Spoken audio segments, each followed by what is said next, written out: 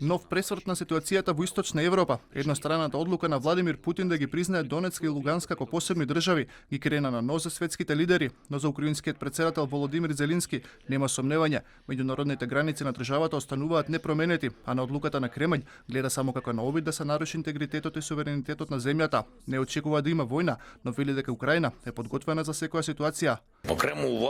Ние не сме членка на Европската унија или на НАТО, но ако имаме целосна ескалација, целосна инвазија од страна на Руската Федерација, нашите соседи ќе бидат изложени на ризик. Молдавија, Литванија, Летонија, Естонија. Не сакам војна, никој не сака војна. Во Украина луѓето сакаат само мир, но ние мора да се подготвиме за какви било чекори на агресија. Почнаа да се исполнуваат најавите за санкции, доколку Путин ја почне инвазијата. Првиот чекор го направи Вашингтон, откако американскиот председател потпише уредба со која се забрануваат инвестиции и трговија на граѓаните на САД со оцепените региони во Источна Украина.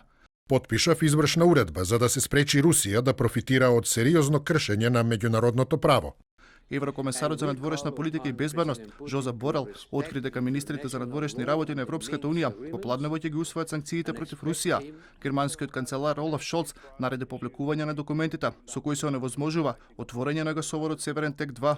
Пораки доаѓаат и од Лондон. Од британската влада велат дека санкциите ќе бидат насочени не само кон бунтовниците во Донбас и Луганск, туку ќе ги погодат и руските национални интереси.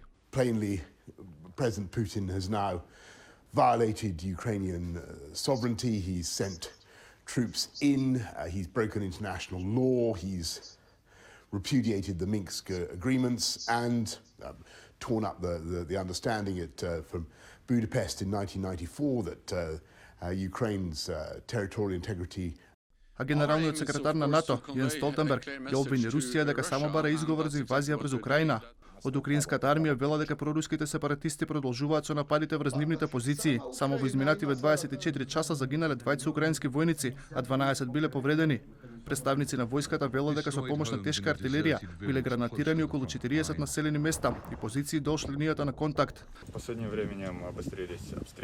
Во последниот период цел на напад е пешадијата и комуникацијските линии. Ракетирањето е многу поконцентрирано и многу почесто во споредба со минатото.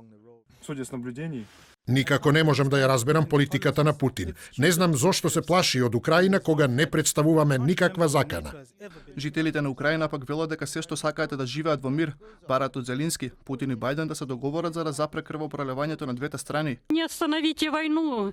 Сопрете ја војната, кажете им на Зеленски и Путин да ја спречат војната. Не можеме повеќе да живееме вака. Сите кои живеат тука ќе ви го кажат истото. Ние сме едноставни луѓе и сакаме да живееме во мир.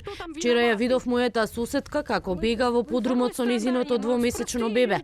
Не треба да биде така. Од Кремљ велат дека остануваат отворени за сите дипломатски решенија околу Украина и дека прекинот на односите меѓу Киев и Москва ќе влоши и онака напратата ситуација. Во меѓувреме, руското МНР ги повика останатите држави да го следат нивниот пример и да ја признаат независноста на отцепените региони во Источна Украина.